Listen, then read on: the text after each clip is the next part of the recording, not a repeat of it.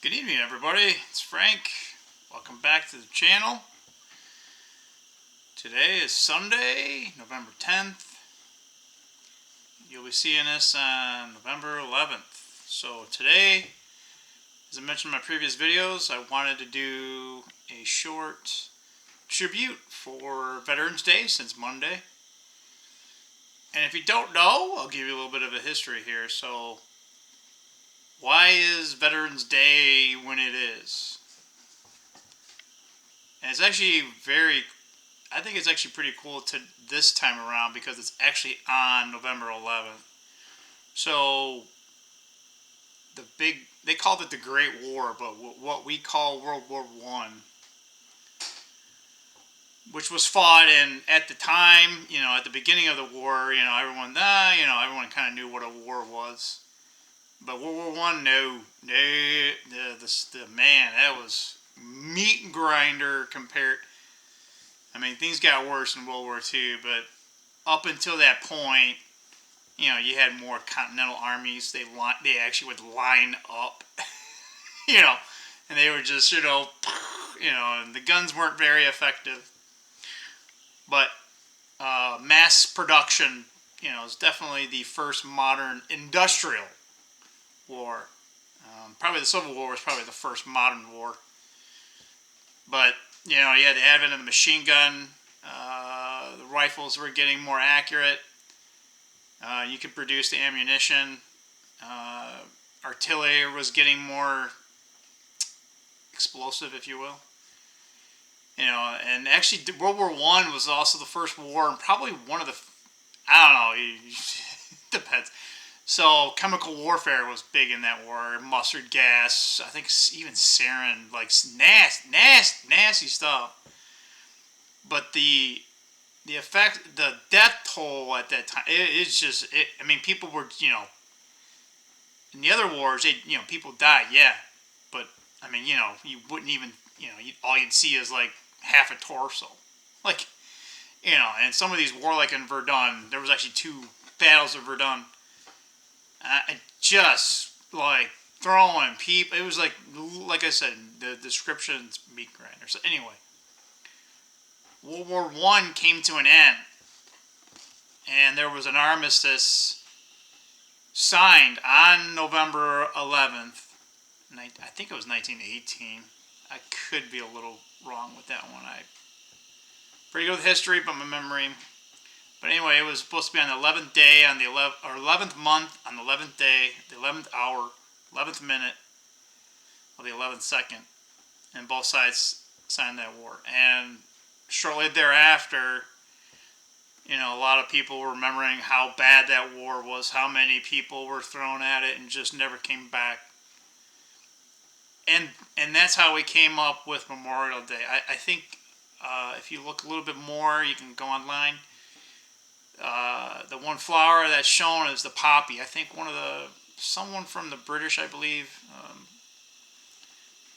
was just contemplating the end of the war, and he was in a field of poppies, and it just stuck. So if you go somewhere and there's like Veterans Day and they got these little poppies, right, you just donate money, and they give you a poppy. That's where it's from.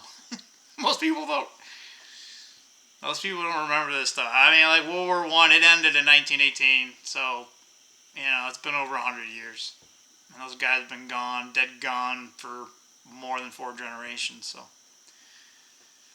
With that said, I want to salute all of our veterans, those that serve, no matter in what capacity. It's a tough job. Obviously, those that actually fought in war,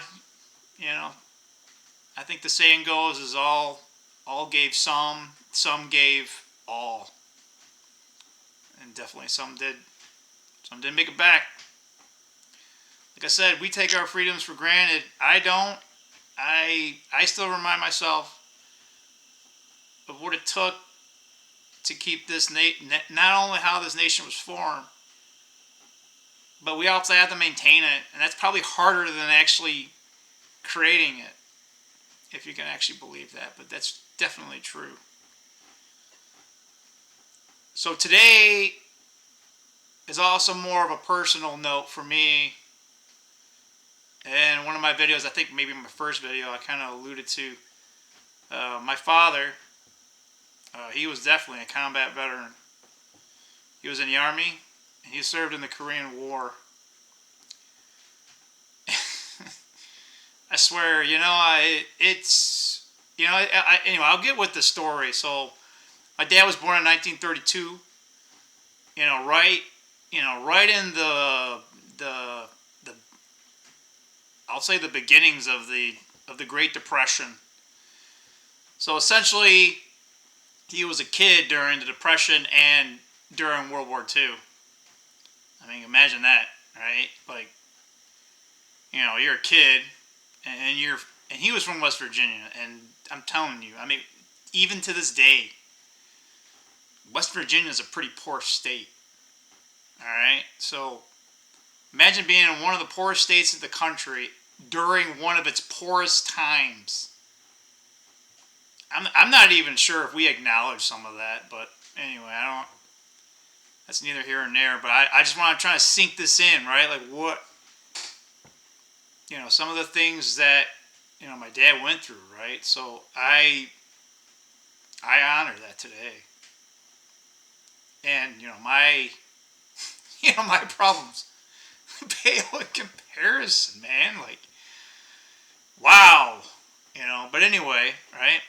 Imagine being like 9 years old and Pearl Harbor happens, right? I mean, I remember being 9, 10 years old, and I remember what my dad told me about his war stories, right? I mean, I would have been like 14, being like, "Hey, man, let me sign up, right? Like, let me sign up. No, I go, I don't matter. I'm gone, right?" So yeah, so my dad, he missed out, quote unquote, missed out. Because I'm telling you, if you actually sit down with some of these silent people, that greatest generation, I mean, these kids looked up to that generation. And, how do you trump the greatest generation? So, that's hard, right? Like, so there was a lot of, they might have took this pressure on themselves, right? But, during that time, it was, you did everything that you could. So, yeah, a lot of silent generation people, when they were younger, they fully expected to go. There was, even in 1945, there was no, I mean, even up to like July, even before the atomic test, we thought we were going to have another, it was going to be long because the invasion of Japan, the main island of Japan was being planned. We were actually expecting over 1 million casualties, just U.S. casualties, let alone Japanese. And the morale was getting low. But yeah, who knew, right? A lot of silent generation. They were ready. They were ready to go. They were like, "Hey, man, my older brothers went. They didn't come back. I'm going back to whatever, right? Vengeance or whatever, right? These, they were kids, but when you're 14, 15, back in 1945, you were ready to rock. All right, it's not like today. But anyway, that's just to set it up that like the war ended. Obviously things were bad in West Virginia. My dad was a coal miner. Man, they were. I mean, literally like probably dirt poor is probably a pretty good description of it. Probably. Who knows? Maybe my dad exaggerated some things, but man, we visited our family down there. Man, they. And that was like in the 80s, so that looked poor then. So I don't know what it looked like in the 30s. So anyway, my dad, it was like in late. I think he wasn't quite 17, so he signed up. Because he was like, they were. I don't want to say they were starving, but I mean it was hard times even then. So he had to actually get his mom to support, him signing on. I mean, they couldn't take him, right? He couldn't go to basic training, So that was later in let me see, probably early 1949, because my dad was born in early March, so. So probably in springtime, he probably has boot camp, and then any other training he had afterwards. But initially on, he actually, I have some of his discharge papers, but I don't have like his full military record. And when I went back, Washington D.C., all these records from this era, they lost it in a fire. So, are you kidding, Gar? Anyways, you guys know my opinion. I'm a libertarian, even though I voted for Trump. Okay. So anyway, yeah, I don't have the full story. I kind of know from what my dad told me, and I know my dad didn't lie. If anything, he probably underreported, if you know what I mean. And I know anytime he talked about it, I'm pretty sure I know he didn't want to live it again. So every time he talked about it, I'm pretty sure he was living through it. So anyway, he would have been in basic training in 1949, and he actually was deployed in Japan during the occupation. And I was able to find the actual medal, but this is my dad's flag. You guys, I'll go through at least the medals that I have. I know he had more, and that's actually part of the thing that I'm going to be doing probably later in my life, trying to find out all the other medals that somehow he lost or he was supposed to be awarded. Things weren't great for the administration-wise during the early 50s when he was in there. They were really, really, really slow giving awards. But anyway, so this medal right here.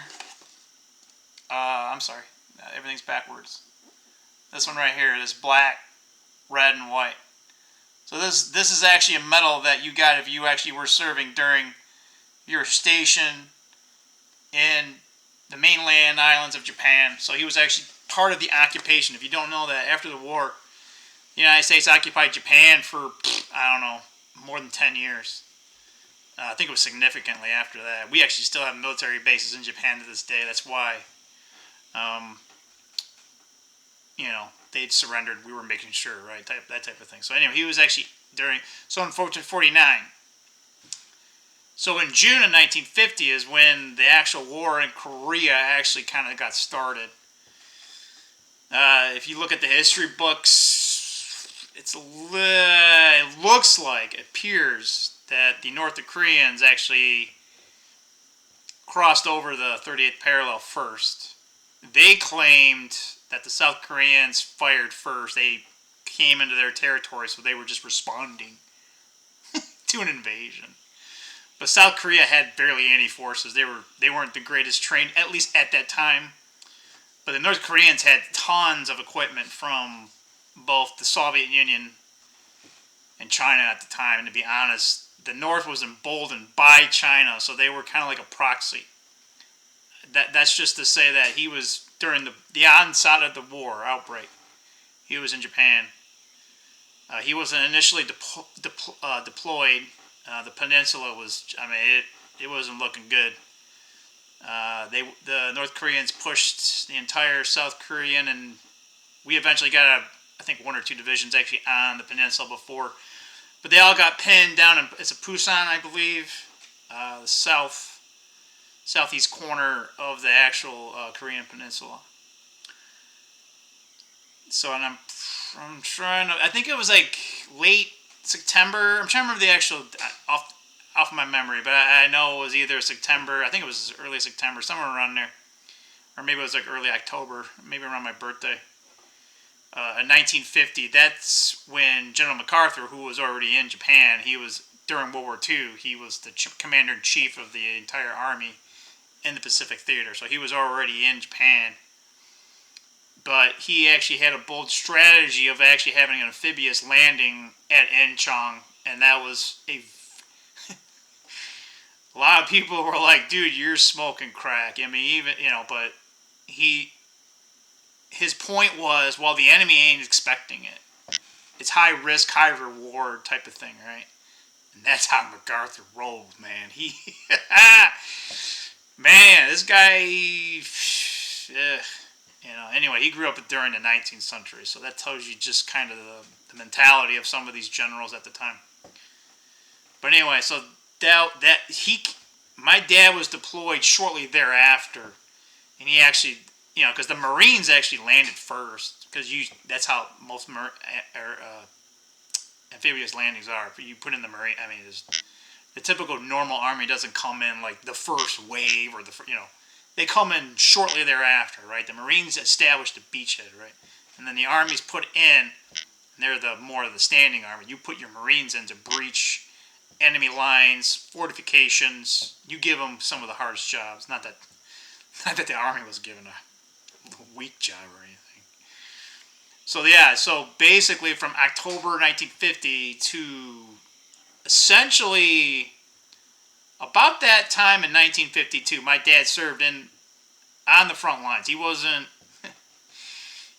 just part of some supply chain. No. He was part of actual infantry. Now, I think he had a certain job. I know he was trying to be an MP, which is actually pretty prestigious, and I think he lost that. I think he had some troubles, but anyway, with that aside, I mean, hey, it's the Army. You see people die left and right, so I'm whatever, man.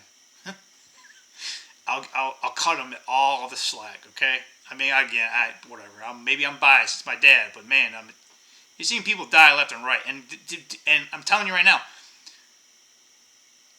I mean, he was 18 when he stepped foot on the Korean Peninsula, okay? So put yourself, like whatever mindset you are in, go back to when you're 18, okay?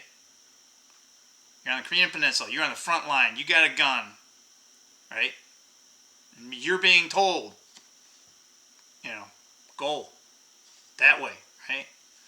Bullets flying left. Anyway, you get the picture, right? Come on. How many 18-year-olds you know that, I didn't get my Starbucks. I'm telling you, if we had half the balls they'd had, I'm telling you. Anyway, not to digress. Anyway, so yeah, my dad served there for 2 years. Shortly after Incheon, right, the United States was kicking ass. That Incheon invasion, it worked like a charm. And the United States pushed all the North Koreans to the Yalu River. And, during this time, that's when, I tell you, I hate, he's one of our, I hate this, I hate Harry Truman. I'm sorry if you love this guy. This guy, he took the credit for winning World War II. I hate FDR, but at least he did all the heavy lifting and the hard work. But anyway, I sort of get Truman's position. He didn't want to plunge us into a nuclear war or atomic war at the time, but, he's like, oh, well, don't go across the River. MacArthur's like, dude, I just attacked the enemy, right? And I don't care if they cross some stupid line. I feel like I'm at work, and it's like, I don't care, I just want to get the job done. It's like, who cares how it gets done, right? Just get it done. Get it done in a quickly, least cost-effective way, right? Anyway, that's why I'm not in politics, because I'd actually do the job of what people want to do. Maybe one day. Maybe when our society wakes up. But, yeah, so we went to the Yalu River, and that's when China was like, oh, no. The United States didn't really think that was actually going to happen. MacArthur was kind of like, he didn't think it was going to happen, because MacArthur was like, hey, if they're dumb enough to come into the war, well, I'm going to give them a can of whoop ass. That was his position. Unfortunately, Truman didn't see it that way. So yeah, when the Chinese invaded, and actually, the stories my dad told me during that time. I mean, the Chinese threw, I'm trying to remember what it was, several millions of soldiers into the fight. And a lot of these soldiers, they were not equipped. It sounded very similar to kind of how Stalingrad was. So a lot of these Chinese units, it was actually ironic. People called out, and I'm telling, I would never do this ever, but people called out other Korean War veterans that they were basically talking smack, but they were right. I mean, if anything, they were downplaying what happened. All right, that's how this generation, like, when they talked about anything, they way. So if they thought it was bad, it was uber bad, right?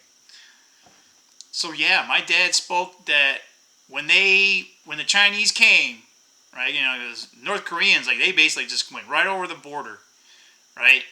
And the Chinese, Mao Zedong was like, nope, China's getting into this thing, right? Because they thought North Korea was actually part of China anyway, but.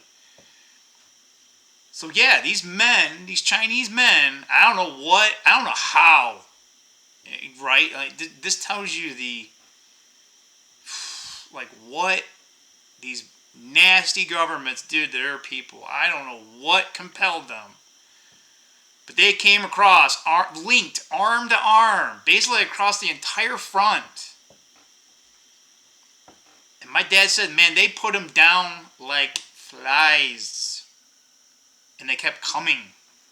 They did not care about their own lives. I mean, I know my dad downplayed this shit. Pardon my French. But yeah, can you imagine that? Just a bunch of people, arm in arm, like like a little concert or whatever, right? Because my dad's like, he's shooting back, right? It's just like, they're running out of ammo. They gotta retreat because they ain't got no damn. They can't hold the fort. It's like it's like, all right, being on like a 30 caliber machine gun, and they're just dropping like flies, man, and they don't care. Communism for all, I don't know what type of evil. I'm telling you, right? So they flooded the entire front. Chinese threw so much manpower. It was like almost like most of the Manchurian, like whatever the forces were that China had in Manchuria, they threw it in to it. So yeah, I think one of the biggest battles, I think, was Chosin Reservoir. Holy hell. Yeah, that was some damn bravery there. They don't talk about that. It's called the Forgotten War for a damn reason. We forgot the war even existed, and we forgot why we were there. But anyway, yeah, communism was like, no, man, so. But yeah, there was a gallant defense, and we were able to pull out most of our troops. I mean, some units did not make it, man. Some of these units, I mean, they were like overrun 10-1, man. Some of these men died so that the rest of their brothers could make it back. So the line went down south of the 38th parallel, not by much. They did lose Seoul a few times. Seoul was actually taken over back and forth like 4 times. Can you imagine being? You look at pictures of Seoul, Korea. All right, it looks like some 22nd century. My dad said it was like nothing. It was leveled. Can you imagine it? So yeah, I wish my dad would actually see what it looked like today. He'd be like, oh my lord, like. Would have never thought it'd be rebuilt to this extent, but so yeah, during probably the worst of it during the winter of 1951. That's when my dad got most of his accommodations, and as you see here, the 2 medals that are of note are the Bronze Star, and there's actually, if you notice, on the blue stripe, there's a little V. And then you have the Purple Heart. There's a couple other ones. If you notice here, I gotta hold it here a little bit better. So this one right here, this is actually like the Tau, right? So this one, and then the blue one over here. These are both what they call Presidential Citation Unit, or Presidential Citation Unit. Or Presidential Unit Citation, sorry. So these are actually given at no higher than a company level. But yeah, so that this one distinguishes Korea, and this one's just the presidential run here. So those are actually done at the company level or lower, right? So company level is like a couple, like maybe 2 or 3 platoons. So you're talking a unit of less than 200 men. All right, so him and his unit was awarded a few of these at during the Korean War. I actually have the note for this one here. The V actually distinct when it says that you can get a Bronze Star for anything in the Army for a good job done. The V is the criticality that distinguishes that was actually the V means valor, which means that was actually done on the field of combat. So this is treated more. To be honest, he probably should have gotten the Civil War, but back during the 50s, it was really hard to get any type of accommodation or a recommendation for any type of service awards. If you don't know already, Purple Heart distinguishes. He actually he actually got hit, and to be honest, he got hit a few times. But yeah, this means that you were. And back then, the rule, like I said, all these rules for these medals are significantly, like, the bar has come down. I'm telling you, that's no disrespect. I'm just saying these awards were not given out. These awards, if anything, they should have been higher. Because it took a while for the military to recognize that men should be getting these awards and they're not getting them. I'll say it that way. But yeah, so he was wounded in combat for this one.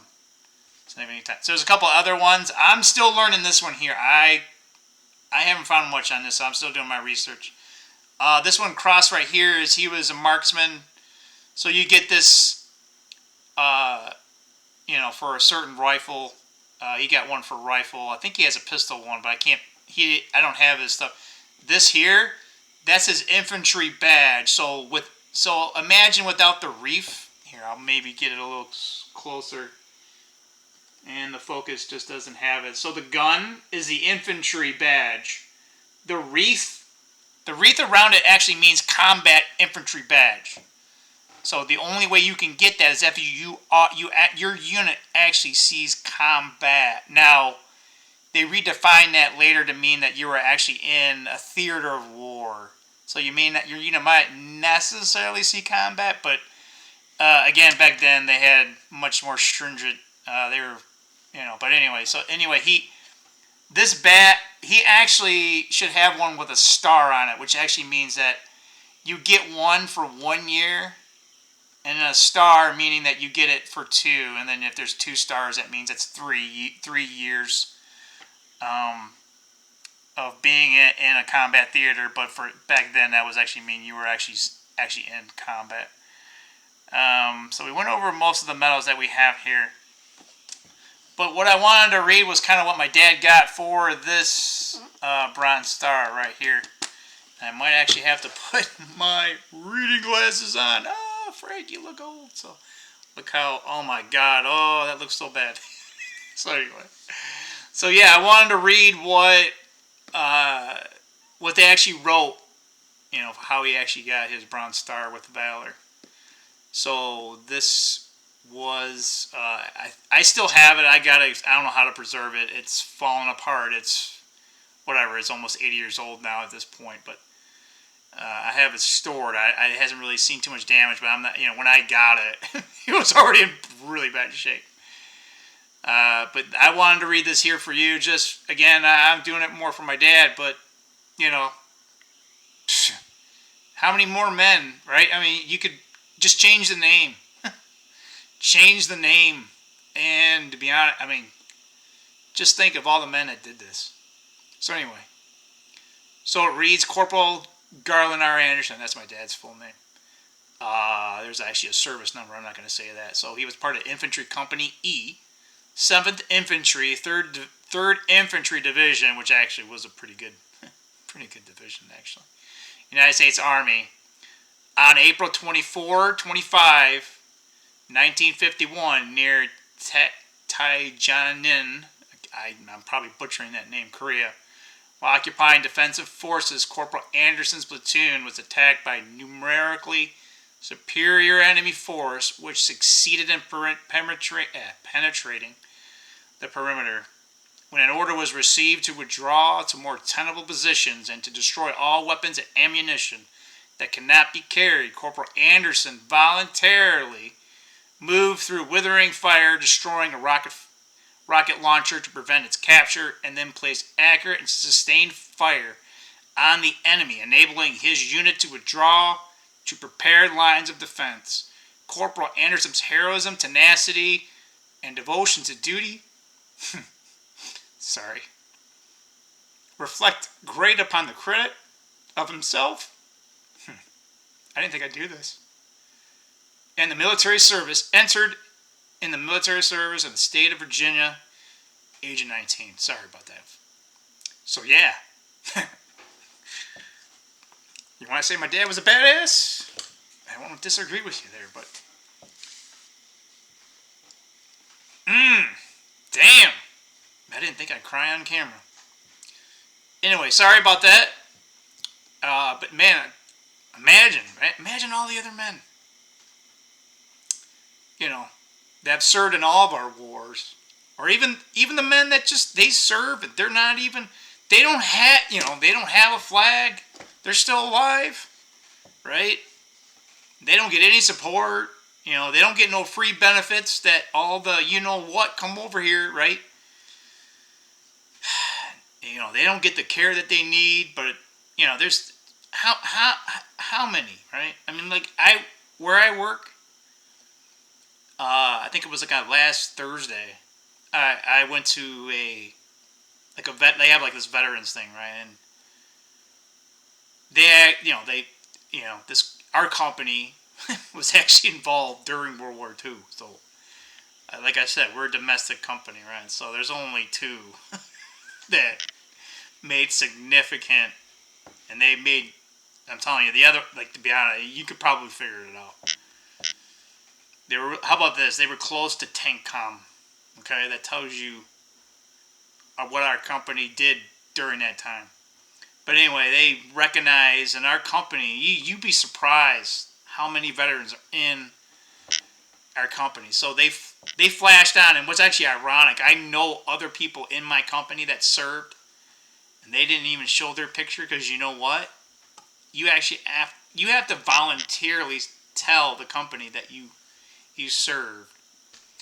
So the company knows you serve, but like for this, during this event, right, you actually had, so, because I was there and I'm like, oh, so-and-so wasn't on this list, so-and-so wasn't. So that's just to tell you that there's lots of people out there that have served, and most of these men, especially like my father, he didn't brag about it, right? Even the men that didn't even see combat, they almost never, they might say it in passing or something. A lot of these men, they don't brag about it. Like, and they might say something, and I'm telling you, they underreport. And I'm telling you, like, in some of these people that fought in some of these wars, they completely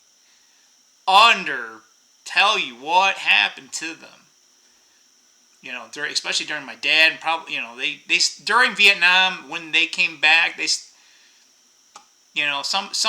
think like they kind of were talking about PTSD. I know my dad had it, and it didn't stop him.